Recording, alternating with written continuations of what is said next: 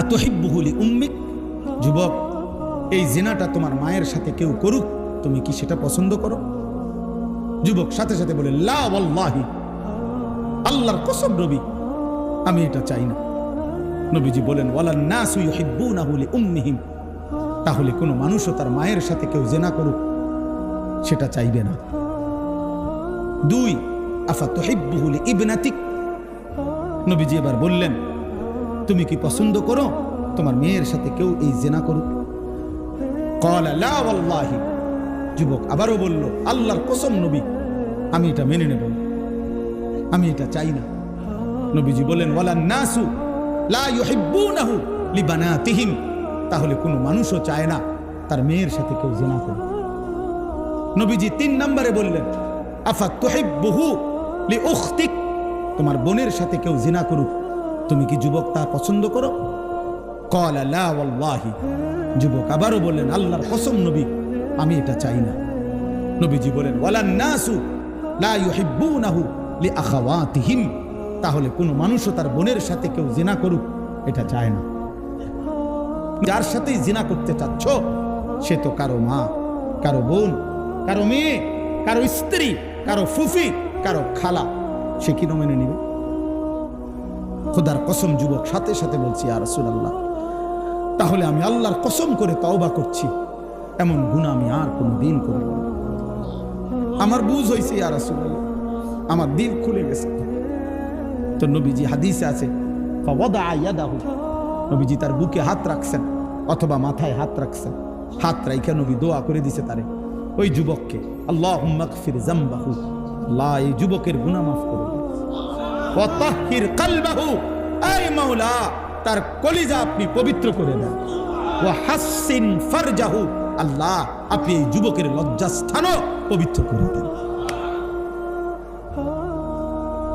এই জন্য আমি যুবক, আমার ওই মাওলানা ইয়াহইয়া ও এখন পরামর্শ দিতে, হুজুর আপনি এইটা বলবেন যে যুবক তুমি নিজে দোয়া করো, নিজে নিজে দোয়া করো, আল্লাহ আপনি আমার গুনাহ মাফ করে দেন, আপনি আমার দিল পবিত্র করে দেন, আপনি আমার লজ্জাস্থান পবিত্র রাখেন, আমি যেন আমি কোনো হারাম না করি। আল্লাহুম্মা গফির যামবি ওয়া তাহহির কলবি ওয়া হাসসিন ফারজি। আজ যুবক তোমরা কি করছো, কি করতেছো বাপ? একটা সুন্দর জীবন, এই সকাল থেকে রাত 2টা-3টা পর্যন্ত মোবাইলে ছবি দেখতে দেখতে, নারী দেখতে দেখতে, অশ্লীল উলঙ্গ দৃশ্য দেখতে দেখতে শেষ করে দিল এমন সুন্দর হায়াত। এই রাত আর ফিরবে না, এই দিন আর ফিরবে না প্রিয় বন্ধু, আর কোনো দিন না। 19 আগস্ট 2025 রোজ মঙ্গলবার, আর কোনো দিন হবে না। আগামী সপ্তাহে মঙ্গলবার আবার আসবে, কিন্তু সেদিন 19 তারিখ না, সেদিন 26 তারিখ নাকি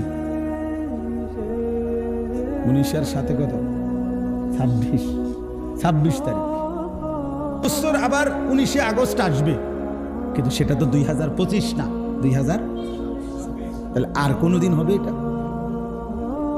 আর অতএব আমার কিশোর, আমার যৌবন, আমার এই হায়াত আর কোনো দিন আসবে না, আমার না আপনাদের, না জওয়ানদের, না বৃদ্ধদের।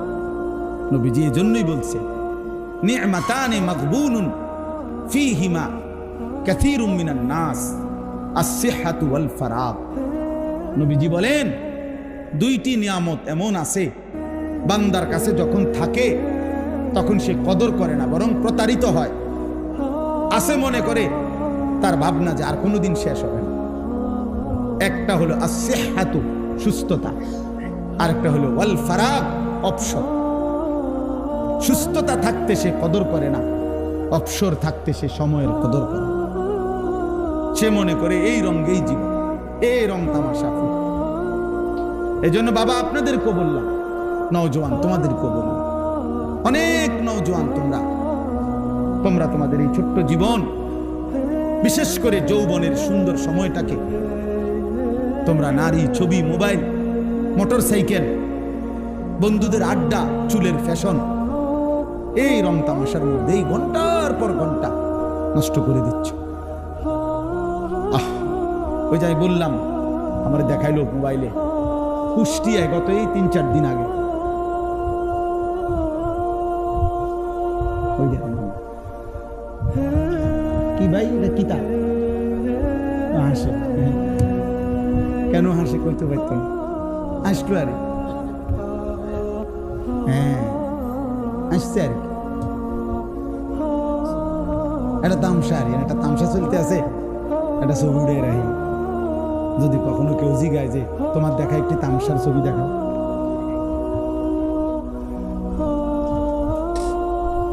তো বলতেছিলাম যে এই কুষ্টিয়ায় এই তো খবর, সব খবরে আসছে, 10টা ছেলে মোটর সাইকেল রেস, মানে নিজেরা মোটর সাইকেল দিয়া মানুষের চলাচলের রাস্তাতেই হ্যাঁ রেস দিতেছে। আহা, 2টা ছেলে পিকআপের ধাক্কা লাগে টুকরা টুকরা হয়ে গেছে, একারে মানে বুটি বুটি হয়ে গেছে, পিস পিস হয়ে গেছে, টুকরা টুকরা, মানে লাশটা যে টুকাবে এটাও পারাবে না, এমনি ছিটটা বিটটা গেছে, জীবন্ত জলজ্যান্ত। 18-20 বছরের তাগড়া, প্রত্যেকেই নিজের মোবাইলে হয়তো নিজেই ভিডিও করতেছে, নিজেই লাইভ দিছে। তোমার লাইভেই তোমার মৃত্যু দেখানো হলো, তোমার মোবাইলেই তোমার ছিন্ন ভিন্ন হওয়া লাশের ছবি, আলগা ভিডিও আইব করতে। এটার হেতের মোটরসাইকেলের সামনে যে ভিডিও আছে এটা চলতেছে, যে ওটার লাইভ থেকে শুনবে। আহা, কি করো তুমি, তো আর কোনো দিন ফিরবে না। কারে দেখাইতেছিলা? কে দেখলো তোমার এই মোবাইল? কে দেখছিল তোমার এই মোটরসাইকেল? আজ কে দেখবে তোমার? কে স্মরণ রাখবে তোমার? কে তোমার মনে রাখবে? সেদিন নোয়াখালীতে যে একজন প্রবাসীর পরিবারের 7 জন একসাথে, শুনছেন না, ওই যে প্রাইভেট কার যে না মাইক্রো পড়ে গেছে পানি, আহা, সব 7 জন ফ্যামিলির মহিলা পুরুষ মারা গেছে। ওই লোকের সাক্ষাৎকার আমি শুনছি। ওই প্রবাসী লোকটা কাঁদতেছে আর বলতেছিল যে কয় যে আমি কত চিৎকার করছি, কত কাকুতি মিনতি করছি মানুষের কাছে, শত শত মানুষ, সবাই শুধু ছবি উঠাইছে, কিন্তু কেউ আমার এই গাড়িটাকে মানে এটাকে ধৈর্য যে কিন্তু টান না আনবো, সবাই শুধু ছবি উঠেছে। আমি নিজে শুনছি ভাই, ওই লোকের, ওই প্রবাসী ভাইয়ের সাক্ষাৎকার, সবাই ছবি উঠাইতেছে। এটাই বুঝি কথা হলো, এটাই বুঝি ইনসানিয়াত, এরই নাম মানবতা, এরই নাম মনুষ্যত্ব। তাহলে আমাদের নওজোয়ান, আমাদের মোবাইল প্রেমী মানুষগুলো আজকে কি হালাত। এই জন্য দোস্ত, কেউ মনে রাখবে না এই স্বার্থপর দুনিয়া, তোমার একদিনও মনে রাখবে। ওই যে মাইলস্টোন স্কুল অ্যান্ড কলেজের বাচ্চাদের কথা, আজকে 3-4 দিন 5 দিন আর কোনো আলোচনা আসেনি ভাই, পাত্তা আসেনি কারো, খালাস শেষ। স্বার্থপর দুনিয়া কারে মনে রাখে?